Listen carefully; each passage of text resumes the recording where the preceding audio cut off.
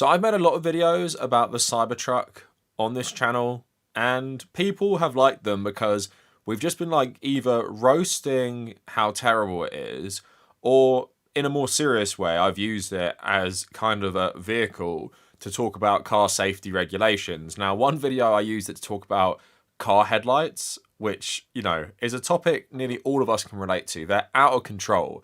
Tesla is one of the worst offenders, and the Cybertruck is literally like the worst offender for headlights. It's absolutely insane. We also spoke about all the crazy safety violations in this truck. The most crazy one was, you know, the accelerator pedal, which was wedging itself downwards, causing the car to just accelerate at insane speeds, which it already has, like, you know, crazy acceleration for something of that size.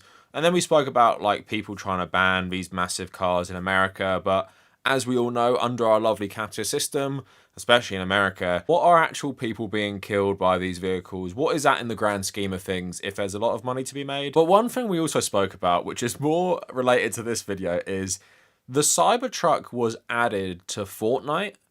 So most kids don't really know much about Elon Musk. They don't know about the politics behind this.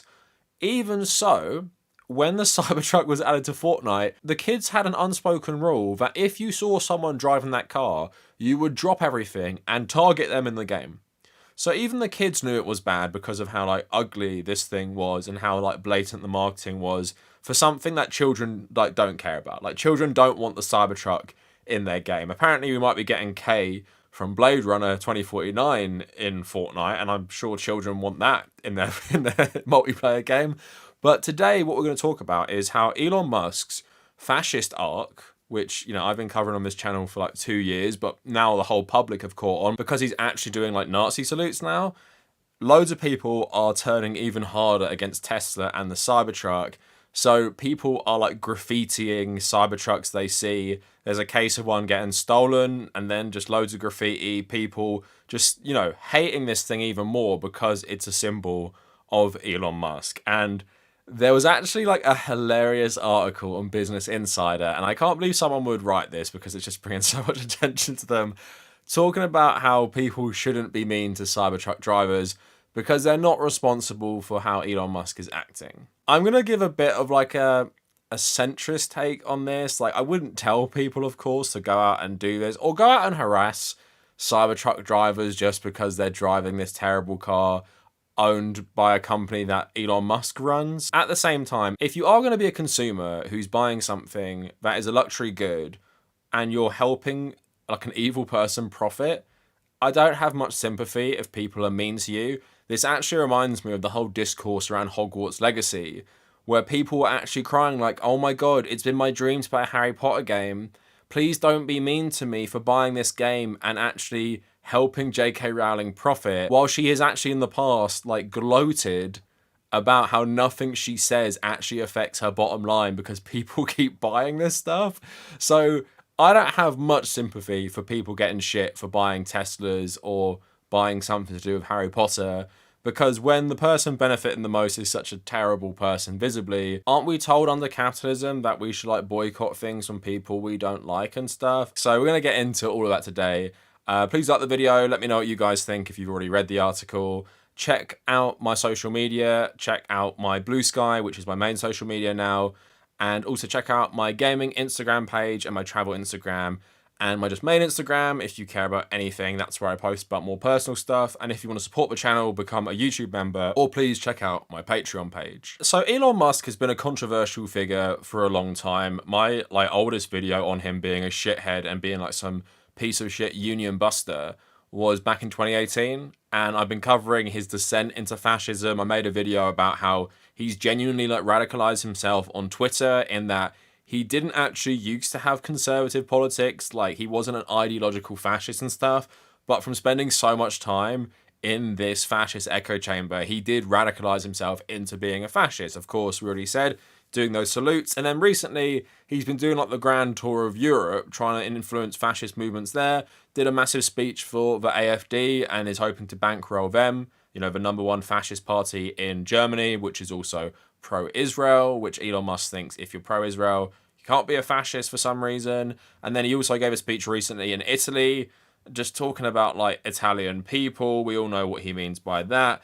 And yeah, people obviously aren't happy with Elon right now. But, you know, under consumer capitalism, are people going to sell their Teslas? I probably don't think they are.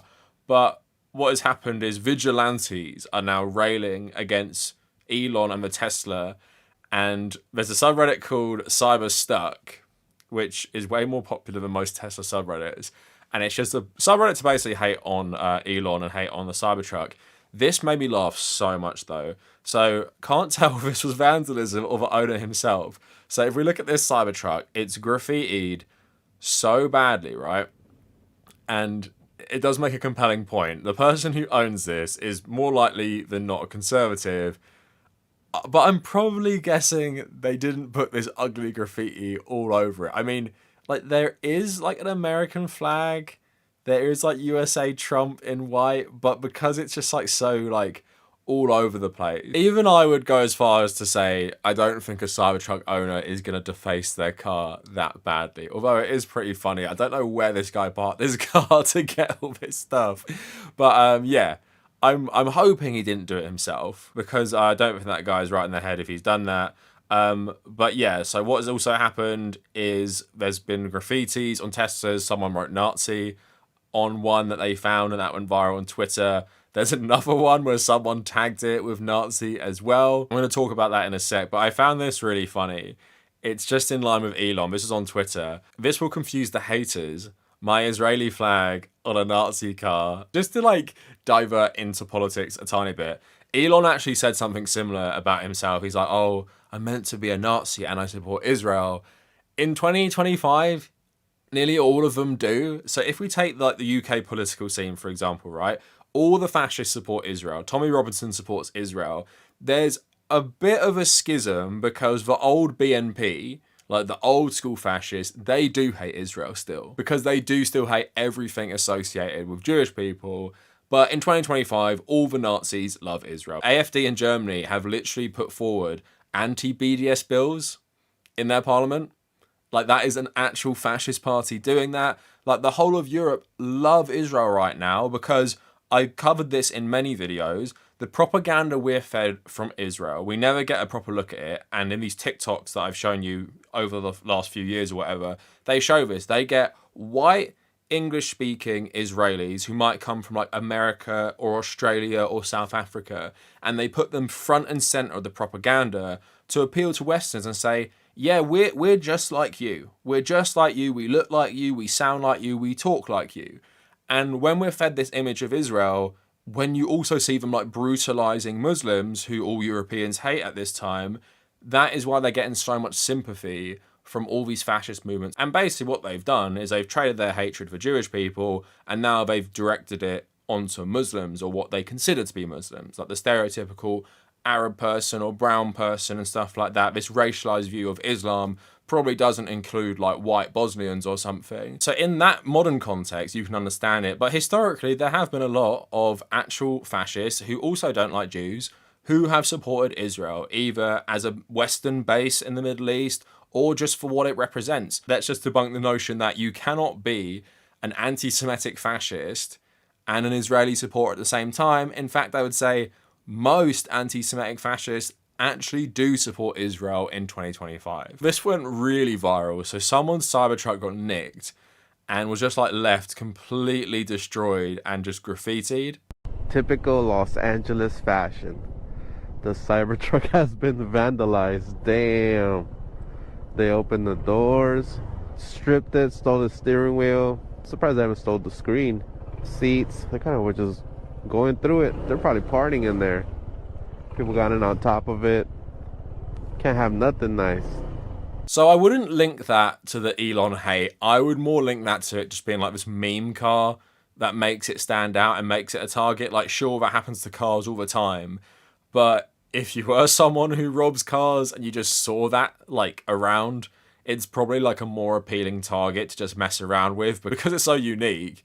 And, you know, unique in terms of how ugly it is. One of those Nazi tags, there was a little article about it. So Cybertruck owner says Nazi graffiti on vehicle was meant for Elon Musk. So Amanda Lopez Lara from the Bay Area said that following the recent controversy, the incident was unlikely to be a coincidence. The vandalism occurred overnight on Wednesday when she was out to dinner in downtown Redwood City. She says, "I was shocked. I immediately, for the first time in downtown Redwood City, felt scared." She added that she believed it was aimed at Musk rather than herself, with all the social media and news circulating accusing him of being related to Hitler and all that. "I don't think it's a coincidence." She says she understands the outrage surrounding the gesture, but the attack on her vehicle was really disappointing and disheartening. "I went to Berkeley myself and I fully understand standing up for what's right. That isn't working towards that purpose," she said. Not to be too critical on this woman who's had, like, you know, her very expensive car tagged with something not very nice. At the same time, if she's trying to hint at, "I went to Berkeley and I'm a liberal," I think that's a perfect little embodiment of, like, liberals' understanding of, like, morals, is that, yeah, I support the good things, but I'm just going to give all my money to Elon Musk. And here's the thing as well. People will say Elon Musk wasn't always controversial, but if you've bought a Cybertruck, unless you're one of the very early adopters who might have bought it when he revealed it in 2019, you've likely bought it after he bought Twitter. So I don't think you're that moral if you're then buying Tesla cars and the Cybertruck to enrich this guy even further, a guy who's literally destroying, like, Western democracy with all his money. I obviously understand no ethical consumption under capitalism. You're not going to get mad at people who, like, don't have loads of money buying fast food or even just using companies that are terrible. Like, that is something we all struggle with as leftists, being like, how much can I reduce my unethical consumption? And I mean, like, for lots of us, you might be doing boycotts. Like, not that I was a big patron of Starbucks, but I haven't gone there for like 2 or so years and stuff. And there's just certain things that you can do that are pretty easy to reduce enriching, like, terrible people. Some things, of course, you can't avoid, especially certain companies that are just so entrenched in the global economy. Like, I'm thinking about how much shit Coca-Cola owns that you don't even know about, like certain brands of water, certain brands of drinks that you don't even associate with them, and things like Disney, which own, like, loads and loads of, like, television network and other things you don't really know about, because the world economy is owned by, like, a handful of companies. But yeah, I think sometimes when you've got, like, Tesla and Harry Potter, you connect it so much to the billionaire owner, but it's really hard to divorce your consumption from personally enriching that terrible person who's doing terrible things, either to trans people in the UK or to just, you know, Western politics. And on that note, let's get into the article. No one has actually tagged this woman's car, so let's read it. And yeah, it's a pretty good article. So, "I drive a Cybertruck and I'm sick of people flipping me off. I wish they understood how helpful this car is for me." So again, we're talking about consumption versus who you're enriching. So because this car is really good for this woman, you can't have any criticisms of her purchase because it's helpful and she doesn't support Elon Musk or whatever. So she says, "I'm a psychologist who drives long distances to see patients in towns throughout Arizona. When I arrive and step out of my Cybertruck, I don't have the fatigue that typically comes with driving for hours. On the days I travel, I often have a full schedule of social security, disability, psychological assessments to conduct. It's mentally exhausting work that demands focus. I credit my Cybertruck, affectionately named Brick House, for helping me arrive for the day without feeling drained. But the general public thinks my truck is a political statement and not something that helps me." I mean, it's not a political statement, but you can also justify all your consumption by saying, "I need that. It helps me do X and Y." And you can honestly justify nearly everything you buy through this kind of logic. My road to driving a Cybertruck began in 2012 when I was a doctoral student commuting weekly from Phoenix to Tucson, Arizona for an advanced practicum clinical training. Those drives up and down Interstate 10 were brutal. Sometimes I'd have to pull over to take a quick nap to finish the drive safely, but I would arrive home exhausted. During those drives, I often thought about my favorite childhood cartoon, the Jetsons, and how their cars drove themselves. That was the future I dreamt of. I wanted my car to drive me. In early 2013, I heard about Tesla and its promise of full self-driving. I immediately vowed not to buy another car until I had a Tesla. In 2021, I could finally lease a Tesla Model 3 long range with full self-driving, which I affectionately named Milady. Over the next 3 years, Milady and I drove more than 35,000 miles crisscrossing Arizona and conducting psychological examinations in rural towns. Milady became more than a car. It was a lifeline that kept me safe on Arizona's back roads and highways. Interestingly, I never experienced any backlash from driving the Model 3. In 2024, a few months after my Model 3 lease ended, I knew I wanted to purchase my next car. Since the vehicle is technically for my business, it needed to be big enough for a specific tax code or a specific tax write-off. The Cybertruck was the only one that fit the bill. My long-awaited Cybertruck reservation eventually came through, but I was hesitant to upgrade to a Cybertruck because of the controversy surrounding Tesla and Elon Musk.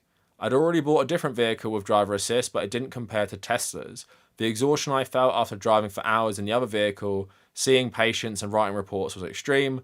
A health scare landed me in the ER and reminded me how crucial it is to minimize stress, and Tesla's full self-driving significantly reduces the stress of driving all over Arizona. This sounds like an ad for the Cybertruck, by the way.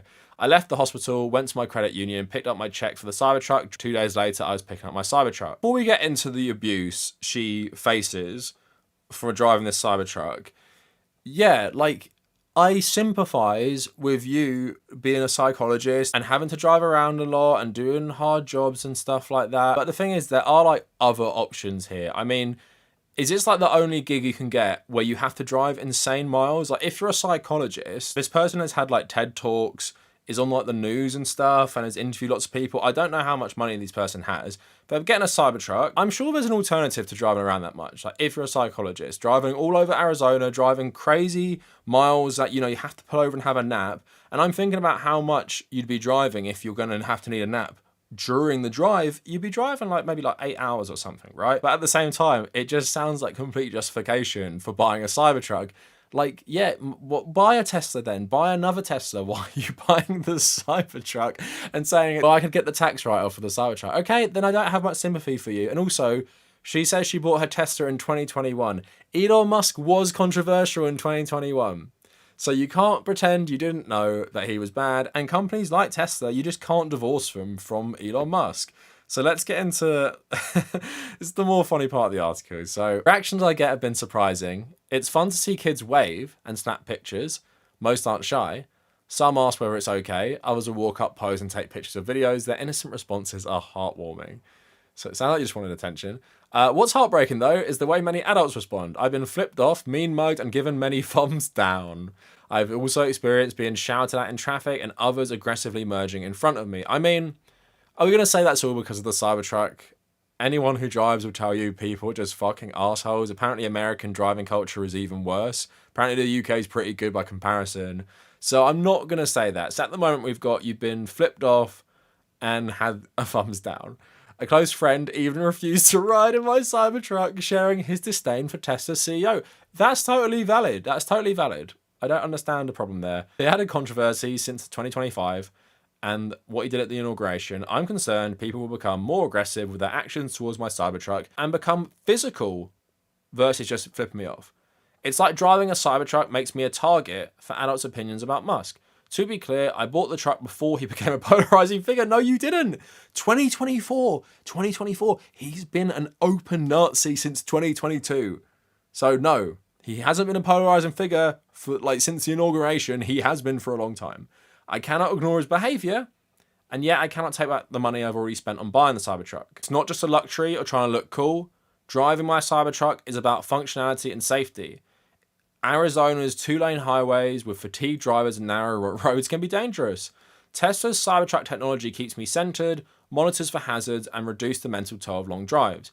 I'm not financially able to sell or trade in the truck to avoid the troubles. It's simply not feasible. When it's time for me to purchase another vehicle, I'm sure other companies will have full self-driving, but right now I'm leaning into the positives of my Cybertruck. So that article is just a perfect encapsulation of how people justify like consumption to themselves when they know it's bad. Like, yeah, most people don't understand stuff they use is made in unethical conditions. And like I said, there is no ethical consumption really when we think about labor exploitation. And usually a lot of our consumer goods are made in poorer countries just so, you know, these companies can exploit cheaper labor, make them work terrible hours, and often not have union representation. But just like all of that stuff, I don't have much sympathy because also you're talking about your own personal safety. The Cybertruck has proven to be dangerous. So I'm sure you'd also justify that saying, well, I know the Cybertruck is dangerous to other people because it's massive, it goes way too fast. The steel exterior could be really harmful to pedestrians. And the self-driving as well, as we've gone over, doesn't work properly. Here's my visibility. I can see it. It's wide open, so it should just go. Perfect. Ooh, it did it. You see that? Okay. It's hopefully it reads all this traffic or not. Oh, Oh, shit. dude. Sorry. That's not how it's supposed to work. Nope.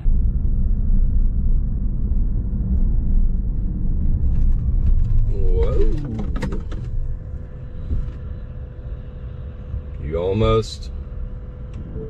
almost ran into that truck. We got a green light. Car's waiting a little bit. And beautiful. Oh! Not so beautiful. So all of those things that you're doing is making pedestrians and other drivers unsafe, but because you feel personally you'd be less safe without your Cybertruck, that's how you justify your consumption to yourself.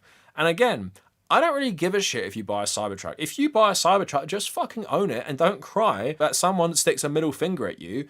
You have to justify it as well to yourself with, I know Elon Musk is a terrible person and I'm buying it anyway. And if you can reconcile that, then cool. I'm not going to go out my way to like make you feel intimidated for owning a Tesla car. I'm sure most people won't. A few like harmless jokes because the guy who profits off you owning this is an actual fascist, I mean, is not the worst thing. And maybe this will be a learning experience where you'll think more about how your consumption affects the world, particularly when it is enriching someone as terrible as Elon Musk. But yeah, you're not a victim for buying a luxury car so your job can be easier. I'm sorry, like I just don't have much sympathy for people who have to buy like a car that costs like what? More than like double what someone's first down payment on a house would be. And you're saying it because it fits in with your like tax write-offs, if I understand that correctly. And you need it for the full self-driving, which I've actually made videos on, which is unsafe. Again, I'm sorry, I don't have much sympathy. And yeah, like the one thing I've said, just to end it on a note about the economic system, I've said the one good thing about Elon Musk is how many people can connect him and his wealth to how undemocratic capitalism is. And I don't think they'd think about it like that necessarily. But even in the UK has like an insanely negative opinion of Elon Musk, like across like ages, across political allegiances. And I think what it shows to people is there's no guardrails on some crazy billionaire from destroying your country's small semblance of democracy. He can just come into Germany, he can come into Italy, he can come to the UK and be like, well, who wants some? Who wants a bit of money? I'll give you, I'll fund you crazy fascists, I'll fund you Tommy Robinson, I'll fund you AFD, and who's going to stop me? No one's going to stop me because they all benefit off this system as well. Labour's not going to regulate my donations because they get donations from other people which help them win. So I'm hoping just with a lot of this stuff, what everyone's realising, and even with like what happened with Waluigi in America, I'm just hoping people are now just connecting the dots of, yes, your life is shit because of people like Elon. And you cannot divorce your consumption of stuff he profits off with him having this wealth and power. And I'm not making the argument that Elon's existence or his power rests on just like this random woman buying a Cybertruck, but I'm just saying I'm hoping people just don't divorce it anymore, because it's fine to realise there's no ethical consumption under capitalism, and that chocolate orange might have been made with, I don't know, unethical labour or something, but that's just an inescapable fact about our economic system. But it also doesn't justify every single purchase you made because fuck it, who cares? If it's all actually bad, then none of it's bad. Which is a mindset I actually hear from like a lot of American leftists as well. But no, you try your best to reduce your unethical consumption while realising it's absolutely impossible to reduce it fully. That is it for the video. Let me know what you guys think down in the comments. And if you made it this far, thank you for watching.